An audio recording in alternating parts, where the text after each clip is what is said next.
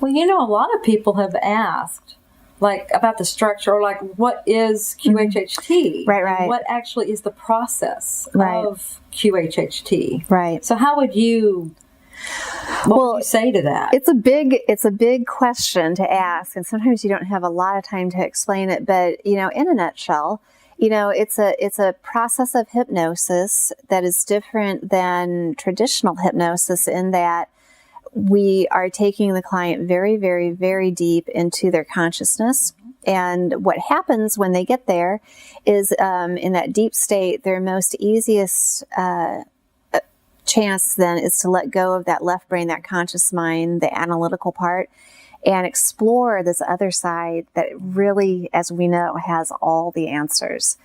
And so people want to come for many different reasons to have sessions. Sometimes they want to understand relationships in their life, or why things have been challenging, difficult. Sometimes they're having issues with their physical body, and they want understanding and healing about that.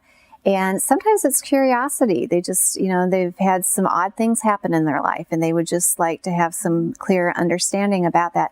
A lot of times, that golden question comes up of, what's my purpose? Why am I here? I mean, they feel like there's something deep inside them that they're meant to be doing, but they just don't know what it is. So the process of QHHT is intended to be a once-in-a-lifetime experience. It's several hours long. But in that process, the practitioner and the client spend an hour, 2 or 3 talking, getting to know each other, discussing what it is that the client wants to find out about themselves. The client is bringing in a list of questions that they'd like to have answered while they're in that deep state. And then they get ready to do the hypnosis, and they're under for, hour and a half, 2 hours, maybe a little bit longer. And what tends to happen is that first, while they're in hypnosis, they experience what we might call a story that helps explain to them why things have been the way they've been, where they originated from, where the issues started at. And that, I think, is one of the most amazing aspects of QHHT, because if we know where an issue began at, then we can heal it and understand it and move on. And we like to call it the core issue. Yeah. Right. And so people can go and experience that part of the session in many, many different ways, right? I mean, sometimes it's what we would typically call a past life, but you don't have to believe in past lives to do this. We can call it a story. A memory. It can be a memory. Sometimes they stay in the current life, but it just tends to be that they tend to go to another time and place. And that's pretty fascinating. Absolutely. And it's so relevant. It's relevant to their lives, exactly. Absolutely. So this is what I love about it, is when they come in for a session, they are just at a loss of why their life isn't working out, or, why their parents didn't treat them well, or why they've had difficult, challenging jobs, or, whatever it is. Right. They really, truly just don't get it. And they start into this beautiful process of hypnosis, and they start seeing where things began at, and all these loose strings start to magically come together and start to make sense. And then, God bless your mother, because what she's noticed in her sessions, and what we're honing and refining all the time, is that after they see the story of why things became the way they did, then the practitioners are trained to access that deep, deep part of the subconscious that truly knows all answers. Right. And we all have it. We all have the ability to do it. And when we access that part that knows all answers, that's when we practitioners get their list of questions out, because the powerful part is that it's not us answering their questions for them. It's not giving advice or suggestions. It's the client. And it's so magical. It is. It is, because it's powerful. Absolutely. It's really giving the power back, because, we can kind of grow up with that thought that everything happens to us.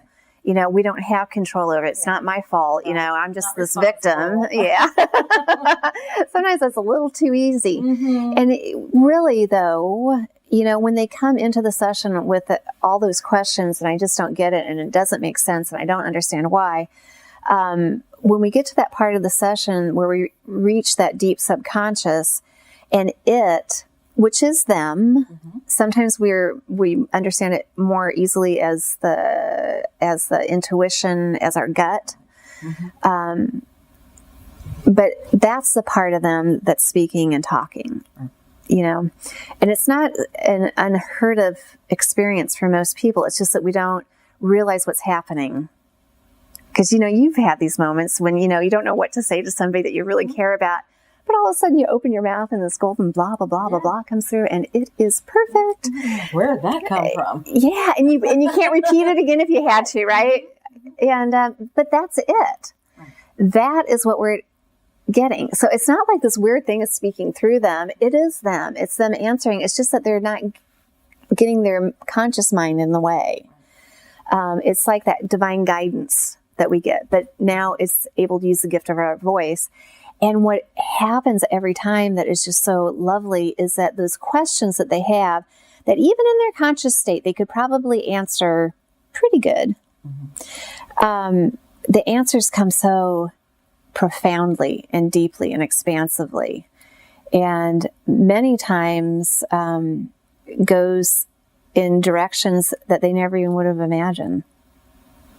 Right. And it'll tie it all together. Exactly. Yeah. And so when you count them up, they just have this look of awe, and I get it. And oh my gosh, I never thought about it that way. And that makes perfect sense. And you can usually just see this, they carry this heavy weight in of burden or grief or misunderstanding or anger. Yeah. And it's just gone because their subconscious high self, that part of us that knows everything and loves us unconditionally, has been taking care of them throughout the session. It is the part of them that determines where they go and what they see, and it knows them better than anybody. And it's the one that's leading the way during the session. We're just the lucky people that get to sit beside them and go along for the ride. I know. I say that we have the best job in the universe, because you never know, even after sitting and talking with somebody and getting to know them for a couple of hours and really, really listening to them. I think that's such an important part of the session. You still don't know where they're going to go. And I think that's what your mom loves so much, right? Oh, yes. My goodness. Well, at first it was about history. And they would go back into other lives. Right. Or these memories, whatever. But she loved history. Yeah. And so in time travel. So what did she think when her clients would be back in history, but they weren't talking about it the way it's written in the history books at times? She loved it. Yeah. Well, first, because she was back there. But remember, they're seeing it from the first-hand point of view. Right. So you're actually in that time period. And so that was the first thing. But then they're going through these historical events from that first-hand perspective. Mm-hmm. And then all of a sudden, then she started asking some questions from a different, like, well, what happened here? So that's how she started finding some of those different perspectives. She would ask about different events, but more from like, well, what happened back here? And then they would tell her, and that's when she found out, oh, that's not what we heard. Right. Well, they say history is written by the winners, and it may be a little bit on a slanted side. So it is, it's, and here's the thing, some people say, well, the thing about hypnosis is, and past life regression is that everybody's Cleopatra. Everybody's somebody famous. How can that be? Right. So, she actually came up with a really interesting concept about that, right? Right, absolutely. She calls it the Imprint Theory. And that's where when people come in, especially the ones that have no prior experience being here on this planet. Okay. So first time life experiencers on Earth. Yes, on Earth. It's similar to going in and doing research for a project. Okay. You know, like you're going into a new project. You have no prior experience being there on a new project, let's say on a job or something. Sure. And you have no prior experience on that job. Right. So I have to have references. I need something. A point of reference. Exactly. So I need to get as much reference as I can. And so, but this is kind of like, it's like when you read it, you're able to somehow imprint it on you. And by doing that, you take it in. You take the experiences in. Right. And so it's the same thing. It's like you go into the Akashic Records, so to speak. That's what you do. You go in there and you look up, okay, I'm going to go into a life that, okay, let's say Cleopatra, okay, whatever qualities. Strong female leader. Exactly. So maybe they were going into a life that was a strong female leader life, and maybe that was a predominant characteristic, but certain things that maybe matched that. So they were like, okay, well then she was, I guess, in the catalog as the keywords, I guess. Right. But she fit those characteristics. Right. So then they took that one out and they're like, okay, they imprinted that. So it's not that they may have necessarily had that actual physical life. Mm-hmm. They're imprinted with the memories, the experiences of that person, so that deep in their subconscious they can pull forth those skills or gifts in order to work through the purposes and the lessons that they're having that earth experience for. Exactly. To give them something as a reference, as a resource to pull from, to have something. Otherwise they have nothing. Right. They're just here, just flailing, you know. Right. You know, I've actually had a client in a session that went back to the records, and it was really interesting to listen to him.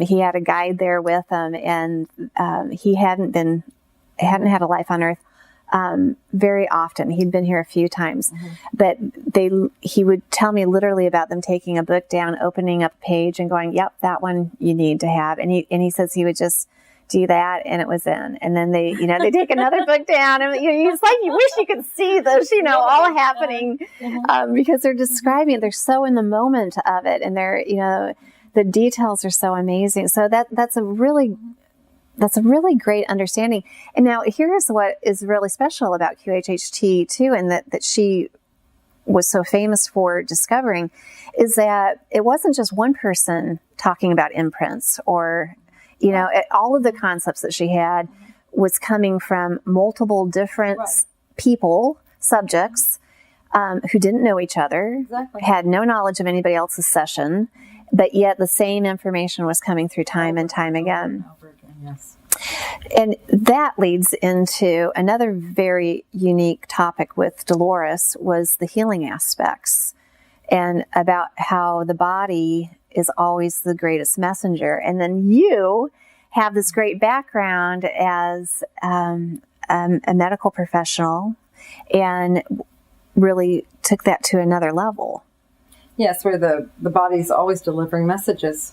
So how does it, that's for some people, that's just such a weird concept. How in the world, because you think injury and illness or accidents, they just happen to you. I mean, some people, they think, well, if I don't eat right, then I'm going to have a problem. If I get too stressed out, I'll have a heart attack.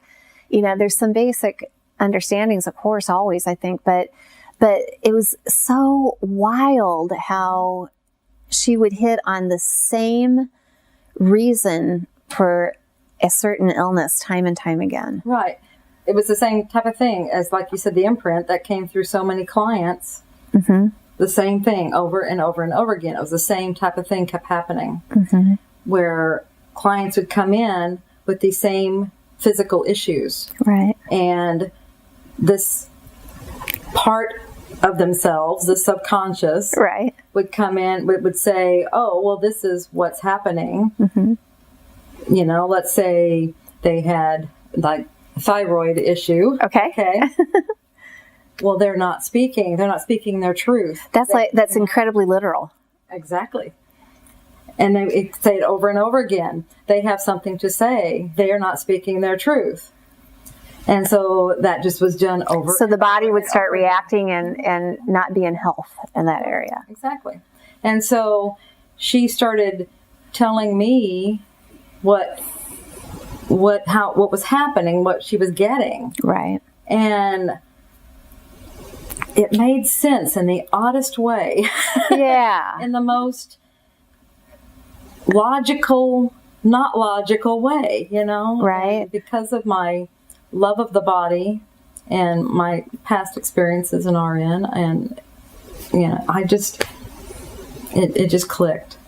So give us some examples of some of the messages that the body gives, like arthritis or we talked about the thyroid or heart issues or, bad knees or hips. Right. Okay. Well, you've hit on several there. Okay. Can we stop? Okay. Very quickly. The heart is the seat of emotions. Okay. And heart issues. Right. A broken heart. Broken heart. Yeah. It's literally that. Yeah. Okay. Yeah. It has to do with the relationship department. So how does that happen? I think people are interested in that. How is it that your emotion can cause your physical issue? I mean, it just is all kind of tied in, isn't it? Absolutely. That's just what it does. So, and people who have had that happen can probably go, I get it. Well, that was one of the things that Dolores used to say that just cracked me up. And she'd say, she's at conferences speaking, or, people would meet her and they'd start telling her their list of body ailments. And she'd say, stop, because you're telling me what's going on in your life. Yes.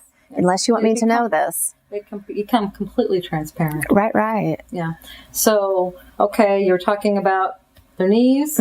Like, okay, anything in the legs, knees, ankles. I mean, these are what move you in your direction, right? This is how you walk. Right. And you move. So anything in these areas, well, that has something to do with your movement and your direction in life. Okay. Literally. Or in being stuck. I mean, can be. So it has something to do with where you're going. Okay. So you might be stuck. It might be you're going the wrong direction. You're not going. So it has something to do with that. So it'll be something in that area of your life. Okay. So that just gives you an idea about where to look. Wow. So really, nothing's too much of a mystery. No, I mean, when you understand, and when people understand that their body is giving them messages, it really makes them very effective in solving their own problems a lot faster, doesn't it? Absolutely. It shifts how you do things rather than just go run and get a pill to stop the pain. Have somebody else heal you. Right. Yeah. Go fix me. It's different. It's like, what are you trying to tell me? I know you're trying to tell me something. There's a message here. Right. What are you trying to tell me? Right. It shifts the whole thing. Right. Because our bodies are designed to be in alignment and be in health, right? Completely. So what she was finding in her sessions was that the SC, the subconscious, could go in there and do miracles. Yeah. Oh, yeah, it can go in there and heal it immediately. And it just has to, deliver the message. Message delivered, and then, because once the message is delivered, that's all it's trying to do is tell you it's delivering a message. So once the message is delivered, okay, right, and they understand why. Right. Yeah. It just makes. Yeah. You know where it came from, why you needed it, why you needed the message. Right. Message delivered. Well, and things like with the eyes and the ears. I mean, so literal. What aren't they seeing?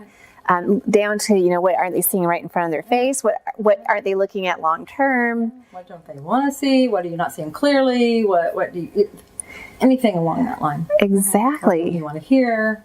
Yeah. Yeah, it is. It's just amazing when you look at that. And that's, I think that's, people think, I think sometimes when they first hear about QHHT and the healing capabilities that happen in a session is that, well, that's a miracle. But really, all we are is energy, right? And we were smart enough to create the disruption in the body to begin with. We made it. Right.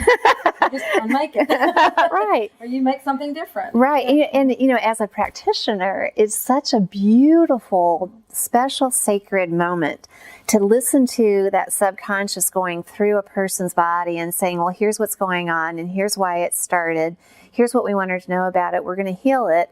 And, here's maybe what she could do to help keep everything in alignment, because it's not always just a little magic wand and you're healed. Right.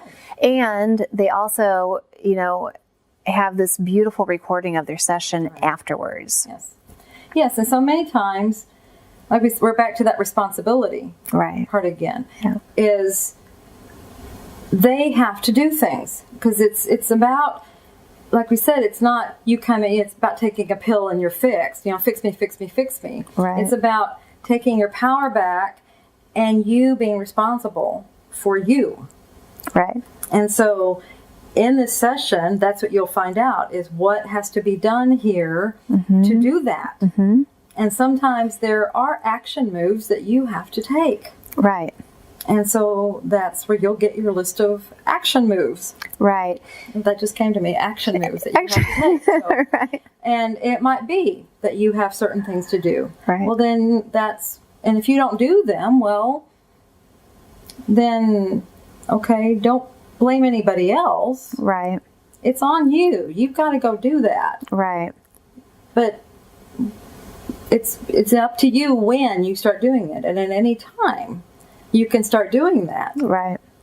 Well, and so many times during a session, when we get to that part where we're talking about their body ailments or issues, it's really interesting afterwards to talk to the client because many, many times they'll say, well, I felt something going on. I felt tingling or warmth or coolness or, it felt like I was moving all over the table, and they're laying stock still. So it is such an eye-opener sometimes of how we're just energy. We're energy in a really dense particular form.